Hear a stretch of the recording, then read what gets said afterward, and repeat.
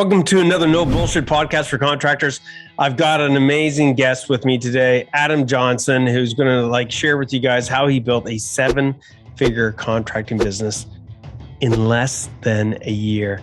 All right, we're going to talk about the struggles he had. We're going to talk about, how in the past he was basically working for less than nothing, and how you guys can learn from him some of the simple tactics, some of the strategies that he applied to create this 7-figure contracting business that's running more and more without him. I'll see you guys on the flip side for another No Bullshit podcast for all of you rock stars out there. We'll see you on the flip. Until right now, this very moment, contractors have always been on their own, not as tradespeople, but being alone and knowing how to take their business to the next level. They call us working class. They call us blue collar. They say that we don't have the smarts to become the business owner that we're meant to be. That is such bullshit. You have the ability. You're more than any of that. The question really is, where do you get the insights that you need specific to contracting to systemize your business so you can get your profits to pay for your freedom? I'm Andrew Houston. I'm going to show you how to make more profits, how to get more control, how to get more freedom in the simplest, quickest way possible without any of that bullshit. Welcome to the No Bullshit podcast for contractors. Listen up, level up, and if you learn something, like the video, subscribe to the channel, change your business, change your life. So tell me a little bit about building a 7-figure contracting business. We got this No Bullshit podcast. It literally is about no bullshit, right? Yeah, absolutely. And you go through all the bullshit when you're building a 7-figure contracting business. That's awesome. All of it. Anything you could think of, you're probably going to go through it. So, you know what, dude, that's a good segue, I think, let's talk about where you were at. Let's go back in time. Just quickly, where were you at and where are you now, from a 7-figure perspective? And then let's talk about some of the struggles, and anybody listening in, just let you know, should you be continuing to listen to this podcast? Well, let's just see if this is for you or not. And I'm just going to say this quickly. If you're a contractor and you want to improve your contracting business, this is the right place for you. We're going to talk about tactics, strategies, the real no bullshit stuff that actually got Adam results, just like thousands of other contractors out there. But if you're not really into improving your contracting business, if you're just going to listen in and not do anything with these tactics, honestly, you're better to turn it off and go fucking watch, I don't know, watch Netflix or something. Okay, go watch Game of Thrones. It's probably there you go. You got to watch it for the 5th time. Okay, yeah. So dude, tell us let's go back in time really quickly. Where were you at before Profit for Contractors, and where are you now? Oh man, I started my business back in 2017, and you have everybody has a goal. You're like, I want to get to a certain place in life, and my business, it's really challenging to get there. So I was doing 300 some odd thousand in sales every year. I had a couple guys working for me. I had no structure, barely any systems. I was doing a lot of work myself. And from working on the tools all day, then coming home, doing all the paperwork at nighttime. And now I'm hardly on the tools. I think I do site visits a couple times a week, maybe. I'm running my business from my office mostly every day. And I've got an excellent team in front of me that's producing a ton of work. We have a ton of systems in place now. And honestly, Profit for Contractors has been the catalyst for everything. So I've been able to build a 7-figure business within 1 year. Wow. Within 1 year. So what was your revenue at before? My revenue, I ended just pre-COVID, 2020, this is 2022, ended 2020 with 345 in sales generated with very little profits, if in fact at all, because I didn't know. And why didn't I know? Because I never job costed. I didn't have the right accountants. I didn't have anything in place, where I was just kind of flying by the seat of my pants. But I can tell you more about my numbers today that a lot of people don't even think about than I could a year and a half ago. It's interesting. So let's go through each of these challenges. One of the things was that from what you told me, you were in a state of chaos. It was just, you're wearing way too many hats, doing too many things, trying to do them all at the same time. Tell us a little bit about the importance of putting structure in place. So anybody listening in, if that resonates with you, then you definitely want to listen to this next part. Okay. And we're going to go back and forth and back and forth. That way, if there's, and all those champion CEOs out there that are listening in, pick away. You can reach out to Adam. Adam's actually, going to be, you're one of the peer mentor coaches as well. So any champion CEOs listening in from the community, reach out to Adam, make your posts in the group, and go and get some of the training and insights that Adam's talking about. For those of you that are just listening in, that's totally cool as well. Take these principles and apply them to your business as best as possible. So let's riff. Let's do it. So chaos. Structure. Yeah. So I came before I started with PFC, we kind of had an idea of what to do every day, and you would just come to work and you would just do it. But there was no long-term end game. If somebody was doing something different on another site than I was doing, then there would be a problem. So I could never nail down the set standard. This is the way it is done. This is the way we want to do it. This is E2's process. And I had to sit down with my leadership group. When during the middle of COVID, tail end of the year, we're kind of like, what's our direction? And we just decided to get help, and we jumped on PFC's train. And since then, we've been able to implement systems and procedures for basically almost everything, including my office structure. I have, like, for my painters, we have a painting structure. We have a startup structure for how we start projects, to how we get into projects, to how we manage projects. And it helps with overall execution. And I never knew that would be a problem until until we solved that problem. And now I look back on it and I'm like, why didn't I do this before? Why didn't I take the time? To sit down why do you think a smart guy like you, and there's a lot of smart people listening in, and we're really hard on ourselves, I think, on this topic, right? Like we beat ourselves up. Like, when you find out something, even if it's on this podcast, like, fuck, why didn't I think of that? Yeah. I think it's out of fear. Like, we're afraid, right? You're afraid of either to fail, or you're afraid of trying to implement something. It's either A, not going to stick, or you're not going to follow through with it. But, it takes a lot of discipline to go, hey, this is slow down to speed up. You go to your startup. How do we start a project? Okay, let's do that every single time. And to maintain that I think is probably one of the biggest challenges. Is you can start anything that you want to start, but to maintain it is something that you have to look back on and say, okay, are we still doing what we started, 2 months ago? That system that we put in for our startup checklist, are we following those startup checklists? Can I go back and audit my startup checklist and look at every project and say, yes, we ticked every single box on that startup checklist, so I know we're going to have a successful project to run then.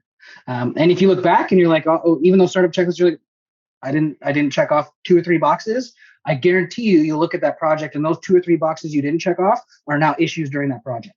Totally.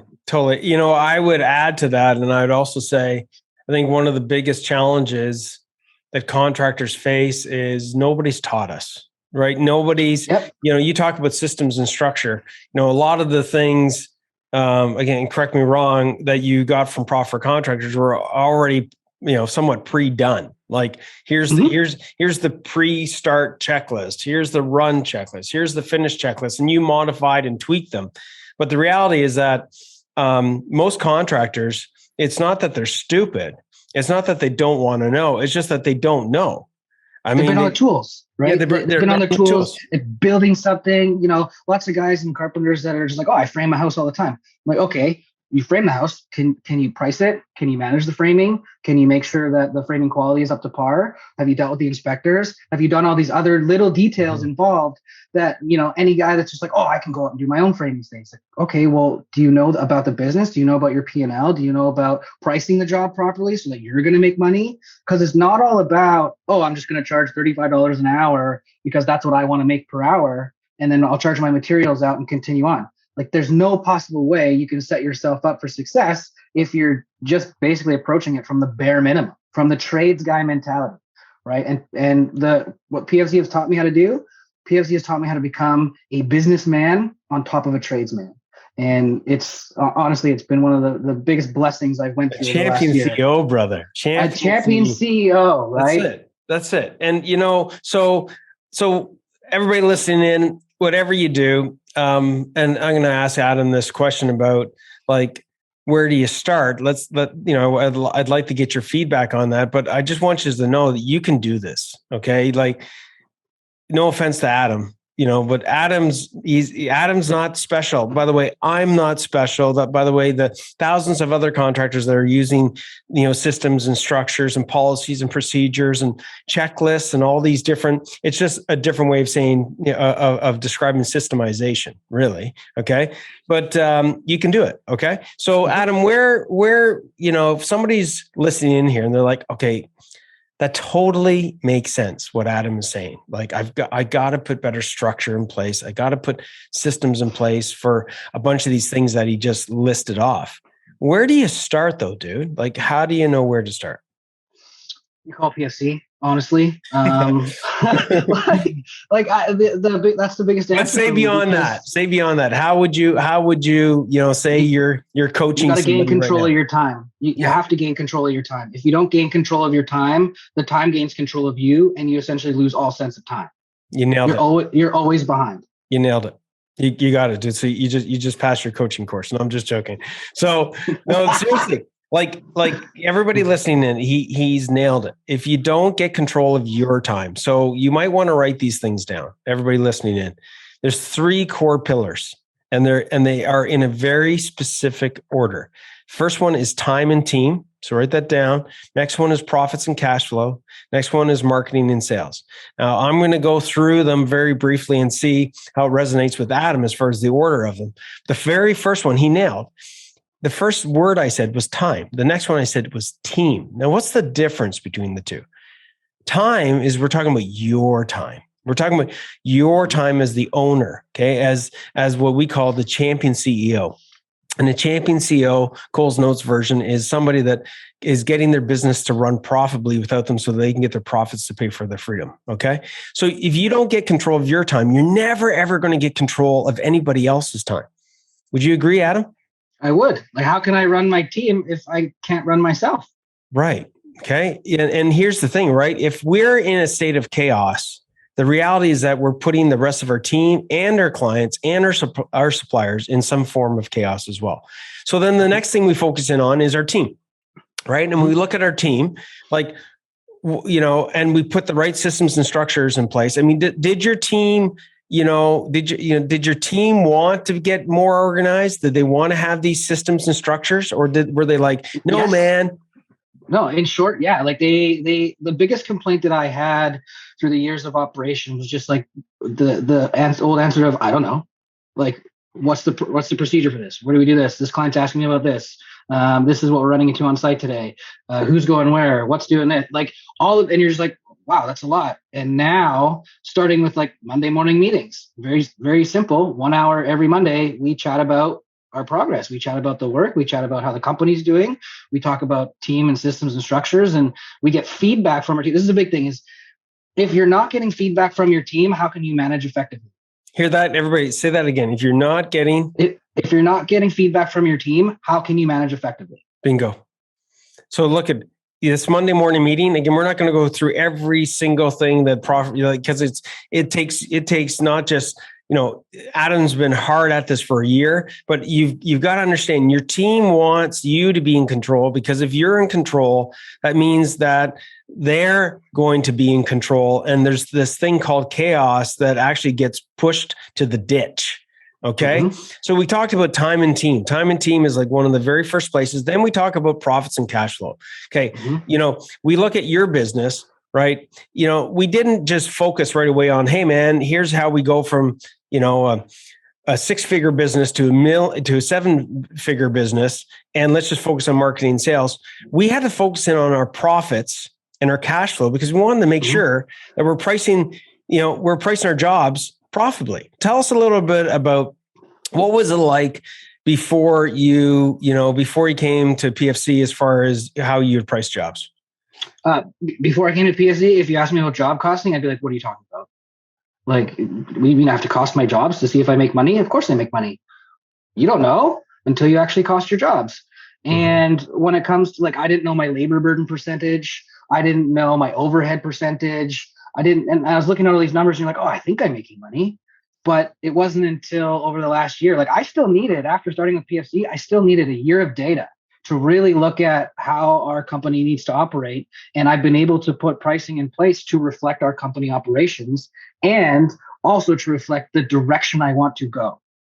So it's not just about the now, it's pricing for the future. I want to have a bigger office. So how am I supposed to get a bigger office? I have to price my jobs effectively to reflect my direction. Everybody, you guys got to realize you need to, and I'm stating something that sounds obvious, but in order to price your jobs profitably, you need to know innately beyond just your goddamn material costs, beyond your labor costs, what is your overhead costs associated with running your business. And by the way, going and having breakfast with the lads, the rest of the contractors, and going, hey man, what do you price? And what do you price? If anybody is listening on this podcast and you think that, I need the price the same as somebody else, you're out of your mind, because your overhead expenses, your costs to run your business is going to be different than any other contractor out there. It's almost like a fingerprint, right? It's unique that we all have overhead expenses, but our fingerprint, in this case, our overhead expenses is going to be different than anybody else. And you talked about labor burden. A lot of people don't even know what labor burden is. What is labor burden? It's the cost of your employee. So just because you pay your guy $25 an hour doesn't mean he costs you $25 an hour. There's so many details involved in that brings his actual cost to you quite high. Like I have one of my lead guys right now that I paid $30 an hour, but he actually cost me over $30 an hour. He cost me like $45 an hour because of all the stuff that he gets. How would I know that? Well, PFC helped me with the sheets that I needed so that I can look and be like, what does this guy actually cost me? So how can I bill him out and make money on him without losing money? Right. That was basically the reality that I came up. And I'm like, this is crazy. One of the biggest questions that we get all the time, and it's the scary look on a contractor's face. And again, if you're driving in your truck, you're at the office and you're listening in, if this resonates with you, just know that you're not alone. Okay. Is when they're coming to talk with us. And, we ask them, about their pricing, right? And they really are just guessing at their pricing. They're hoping for profitability, right? And hoping for profitability. You go back to that breakfast that you're talking about, where you're sitting around with your buddies and talking about how everybody's pricing, and one guy's like, "Oh, I do this and I do that." And you're like, "Oh, I'll price that way." But then you look at it and you're like, "Well, why didn't I make any money?" Well, because you didn't price effectively. You didn't price the way you're actually operating, and you didn't do your due diligence to find out how you're actually operating. You're just taking somebody else's number that they probably don't even know if they're making money, right? They'll be like, "Oh, I did $1 million in sales last year." It's like, cool. What was your profit margin? What was your net profit margin? Absolutely. Well, so the question, I didn't highlight it, but the question is like, where the hell did all my profit go? That's the golden question, right? Like, where's all my money? I did all these sales, I did all this hard work, and like, where the hell did my money go? Right. And that could be on a job by job basis. That could be like just looking at your bank account going like, what's in my bank account and what I'm doing as far as all this hard work, this isn't adding up. And the reality is it actually does add up. It actually, there's absolutely a reason, okay, for you not knowing, where your money is. And it's because you don't know what aspects to look at. Okay. This isn't complicated math. This is mainly addition, subtraction, multiplication, division. Am I telling the truth here, Adam? Oh yeah, 100%. Like you can break everything into percentage. It doesn't even have to be a hard number. It's a percentage of your revenue. You got it, man. You got it. So that's the profit side. Let's talk about the cash flow side. So what was things like on the cash flow side before you started putting some systems in and applying some of these core principles? Oh man. At one point when I was earlier on in my company, I would always manage it based off the need for money because cash flow was poor. And I've always said that you can't manage effectively if you're managing with the need for money. You have to manage based off of the need for projecting the future. And to create a good cash flow, it starts with making sure you collect the right deposit. As you're going through your project, you have to ensure that you're making the proper progress payments. And if you don't have that projected, then how do you know how much money you're bringing in per month? How do you know in April, say you've got jobs booked April, May, June. Well, what's your cash flow projection for those months? Because you should already have all of your billing in place for that. When this job starts, I'm billing a deposit, then we're billing a progress payment, then we're doing this, then we're doing that. So you should be able to look at your cash flow and be like, oh, great, I'm going to be able to fund everything, and I'm not worried about my money now. So you can manage it more effectively. Yeah, and you think about now the decisions that you made in the past regarding spending money and not knowing your expenses to only realize like, holy shit, I don't have any money left, right? Versus making educated decisions that go, hey, I can't afford that. Or you know what? Right now, this month isn't the right month for us to go and buy that new equipment. We can wait a couple of weeks from now, and that's going to be the perfect timing. We're not going to run out of cash flow. We're in control, right? So hence, controlling your cash flow, right, is a big factor. So it's huge. It's huge, man. Now on the marketing and sales front, obviously you've changed that dramatically because you've like 4x, like 400% what you were before. I closed the job in the shower. I basically got because of the training from PFC. I had an email from a client that was basically just like, oh, I'm going to go get another estimate and this and that. And I was able to just send him an email saying, am I the right fit for you? Because I've clearly met all of your qualifications that you want for a contractor. You're okay with the price. We're good to go. Let's start your job. And the next email I got was, all right, let's do it. I have every faith that you guys are going to execute. And right now we're operating that project, and the client is super happy. Amazing. So, and in the past, do you think you would have lost that? Yeah, as soon as I would have got pushback, I would have been like, oh, maybe I'll adjust the price. Maybe I'll have a look at something so that I can attract them a bit further and really try to figure out how to get them in. But really, I closed the job based off of I'm offering you a really good service and a really good quality of work. And you've already said that the price is good. So what's the problem here? Let's move forward. That's cool, dude. What do you think outside of that is the biggest impact on your marketing and sales front that have, had the biggest change? It starts with cash flow, to be honest. The reason it starts with cash flow is because I was always afraid to invest in marketing because I thought I didn't have the money. And because I was able to look at our cash flow and say, hey, we actually have lots of money coming in. And with the forms that I got from PFC, I was able to project a bunch of things. I was like, I can now increase my marketing spend to 3 to 5% of my overall revenue. Okay. And I can do that monthly. Yeah, let's do it. So now that's generated me more projects that I'm working directly with homeowners. And we've started working on a better sales system. I'm always looking to get better. Our sales system's okay, but I want to get better. I want my sales system to be awesome. And we're getting feedback from our clients, even clients we lose. Hey, why did we lose your project? Right? Not being afraid to even say no to clients. Hey, you're not the right fit for me. Gold. And you're getting golden nuggets here. Dude, at one point I was taking everything that was coming my way. Every single thing. Somebody would be like, oh, come do this job, come do that. Filter fast, right? Yeah. And now I'm like, oh, hey, sorry, this project doesn't fit, our quality of work, what we're going to do. Unfortunately, your budget doesn't meet, how we operate. So we won't be able to do this for you. So really and being able to say no to a potential client is almost more powerful than just accepting every job. That's a great, man, that's so great to hear you describe it that way. I mean, so many contractors, they're not in control of the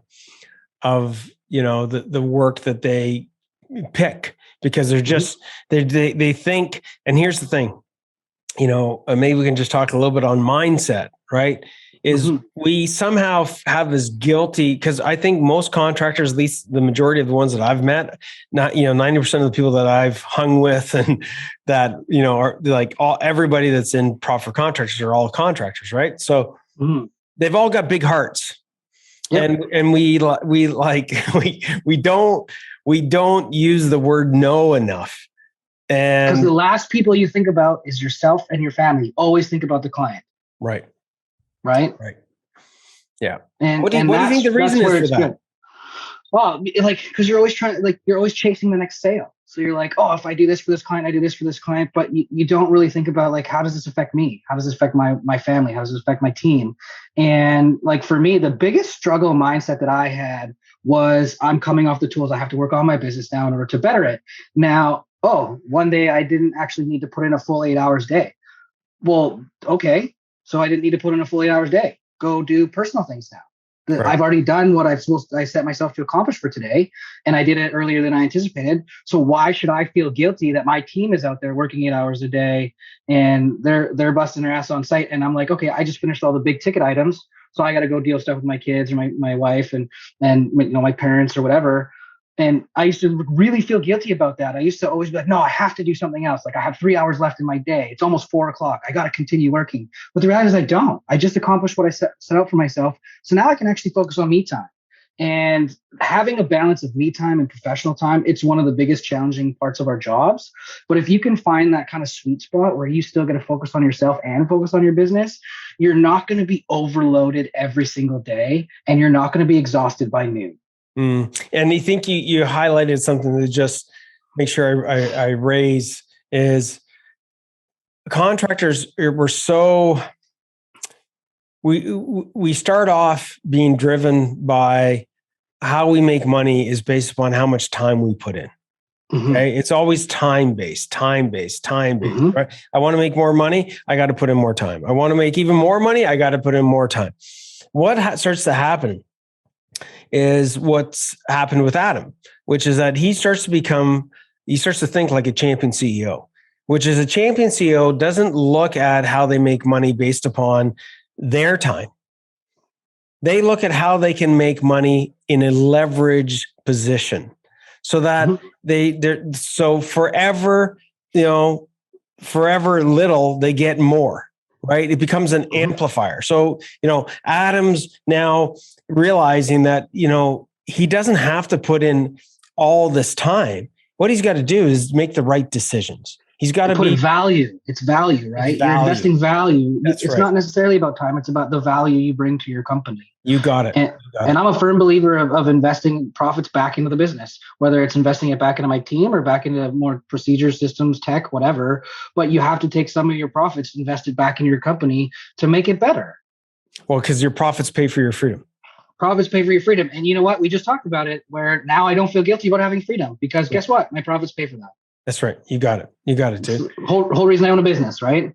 Well, this is it, right? We own businesses it's right behind us, right? To get more money, right? Mm-hmm. To get more control mm-hmm. and more freedom, right? And we talked about this the other day. What was one of my biggest goals? I'm 34 now. What do I want to do? I want to retire by the time I'm 50. Right. Dude. The society standard is, retire at 65 because then you can qualify for your government pension. It's like, no, I'm going to retire by the time I'm 50. I'm going to build my company up enough and have it systemized so that it can run without me. And I'm gaining profits from my freedom, spending more time with my family and, not being the absentee parent, always working. You're so on your way with that. So with that being said, what would be, the last couple of things that you would, somebody's listening in, they're driving their truck, and I know you're super passionate about profits for contractors because we've changed your life. But outside of that, what would be, one or two things of wisdom that you would say to somebody that's just, they're in a dark place, they're struggling, they're struggling with their time, they're struggling with their cash flow and their team. They've got all these challenges coming their way. What would be your last couple of words of wisdom? Take a minute, reflect, find out who you are, and get life goals in place. Because at the end of the day, our business can come and go, but our families are here forever.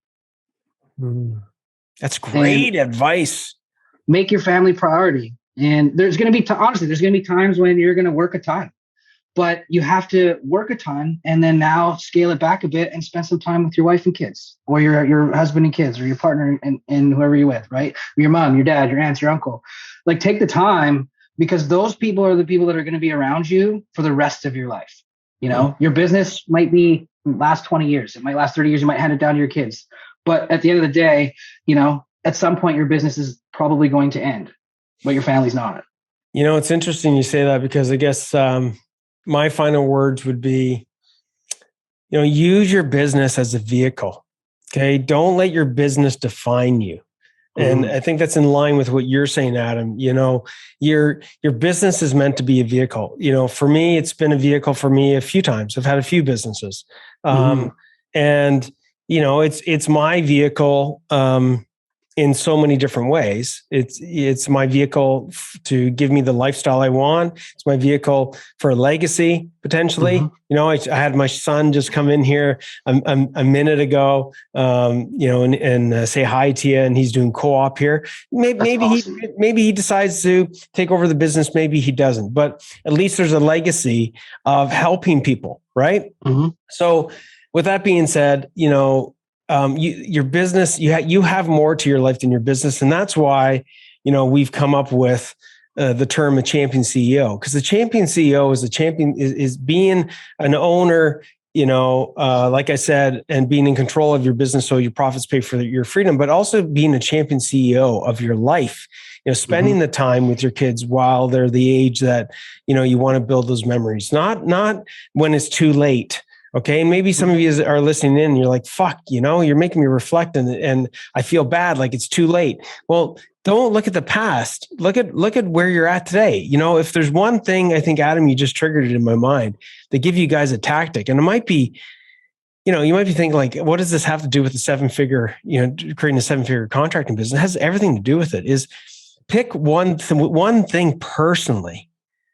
Maybe it's going on a date with your wife. Maybe it's taking time with your kid or your kids, whatever that, with your family, whatever that is, but be a champion CEO of your life and make a decision to do that today.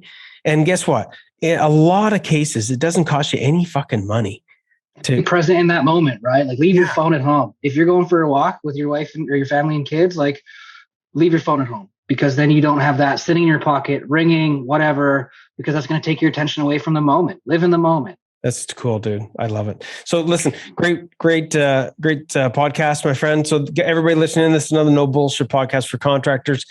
Slow down these podcasts, pause them, rewind them, write down take one thing from here and do something with it rather than just having a whole bunch of ideas in your fucking head. And because that's the no bullshit behind it all. And I'll see you guys. If you need help, get it. Honestly, there's no shame in getting help. Get help if you need it. Well said, my friend. Okay. We'll see you guys on the flip side. Catch you later. Ciao. Thanks. Hey, Rockstar. I hope you enjoyed that one. And if you did like this one, join our private Facebook group, Profitable Contractors Association. It's one of the biggest communities for contractors with over 10,000 members, where you get the latest insights to help you delegate, dominate, and deliver so you can take your contracting business to a whole nother level and be ready to get more freedom, more control, more money out of your contracting business, because that's what it's all about. All right, then. We'll see you back here soon for another No Bullshit podcast. No, seriously, no bullshit.